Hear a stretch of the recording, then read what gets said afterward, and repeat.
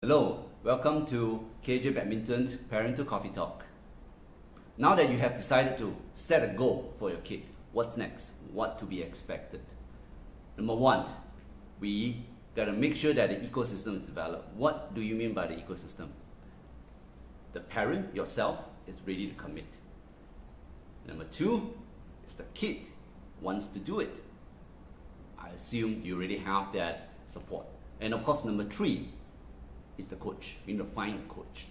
So these three things, when you pair it up, it is going to be very powerful. You would see progress of the kids. And of course, with the end in mind, you have to also start sharing with the kid that, hey, this is what we're going after. So that when you are in training, you're gonna put all 100% in to make sure that you benefit the most out from the training. So now, these three have done. I will go into each of this in depth a little bit. Number one, parent. What can we do in order to help the kids better, stronger, faster? Of course, we will need to develop an ecosystem. What do you mean by ecosystem? You will not be able to go very far and very hard, very fast on your own. So you will need to have a group of parents that is actually doing a similar effort.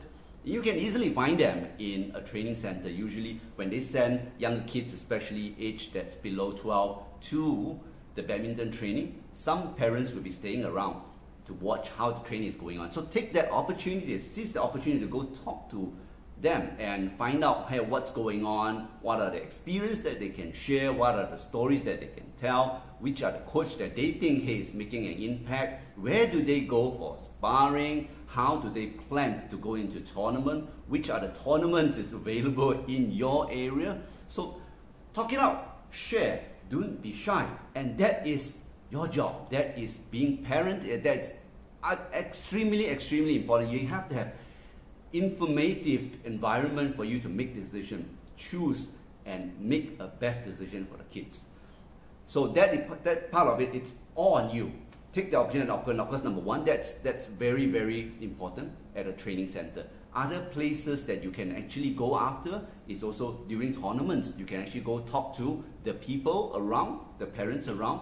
And don't be shy. If you are shy, your kids will be on the losing end because they don't have the information to help them. Sometimes it's also not only good information, there's also not so good information, so that you can avoid certain mistakes and learn from it much quicker. Learn from other parents, so that that trap is not being stepped on. Okay, so that's parents. And of course, you would also need to expect as a parent to spend and invest time to send the kids to training. Better still, if you can spend some time in the training center to watch what are things that's going on. How are things coming along? How's your kids coming along? Which are the areas that your kids are weak? And eventually put in more effort to help him or her to be successful. Very important. That itself, it's especially when they are younger, we can do a lot more. When they are older, let's say for example, they pass the age of 12, 13, 14, 15, that's very few. There are fewer things that we will be able to do from that technical aspect. I want to go a bit deeper in the technical aspect where, let's say for example, if your boy or your girl is having an issue with backhand, it's always the biggest hurdle for backhand.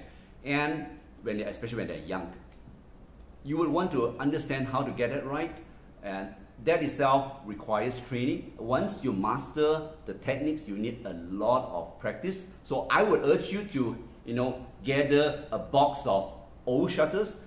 You can easily collect them every day, a few pieces here and there, collect them and put it into the box, organize them. And when we go to the court, let's say for example, 30 minutes earlier than the training is starting, just go there earlier. Just throw certain shuttles over and get him or her to try out the backhand. Okay, that's just one example. What about spin nets, right? Just throw the shuttles in front and we can do that.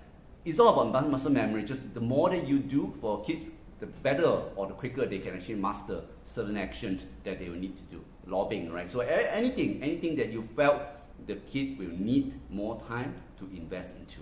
So that's what parent can do. And of course, not to ignore the financial investment. So there are some money that we need to spend. I will make another video on that aspect alone. So yeah, we need to invest into it. So number 2, the kid. Now that you have already talked to him or her nicely, gentleman, man to man or man to girl, decided that this is where we want to go for, okay, mindset the boy or the girl. Tell the athletes that, hey, you know, this is what we're going into, and today I would want you to focus on certain things, focus on that few things and master out of it. Remember and make sure that you learn and you come back and there is a better way of getting it done. And so he or she will become more serious rather than they don't know and they don't have objective when they go into a training. So training objective is also critical. Allow them and get them to set a higher bar. Okay, and always have that competitive mentality when they're ready for it. Okay, if they're not ready for it, don't really corner them.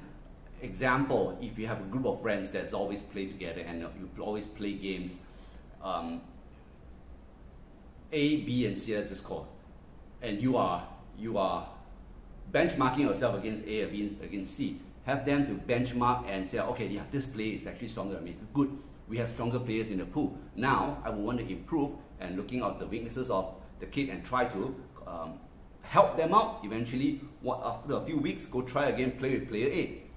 See if there's any progress. Let's say, for example, last time you only get like 8-9 points out of 21 points.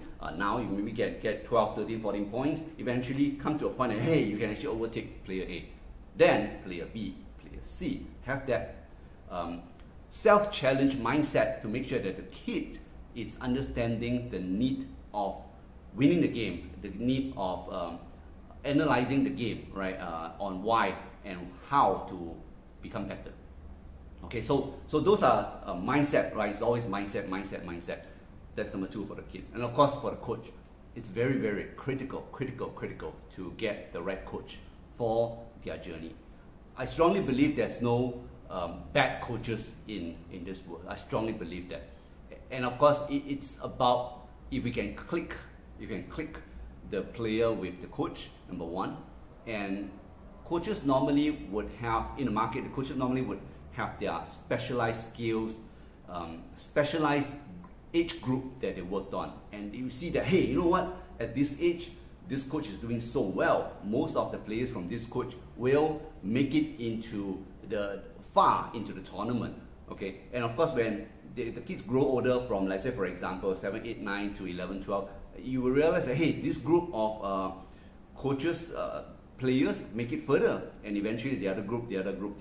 So they are specialized age group. It is true, simply because the way that they teach, it's easier to be accepted by certain age group, and whatever that they teach or specialize in is needed at that skill level. Let's say for example, let's not talk about age group in specific, rather skill level. Let's say for example level 1, 2, 3, 4, 5, and just level 1, 2, 3, 4, a certain skill level, and this coach would actually do a little better than this, and eventually that and that.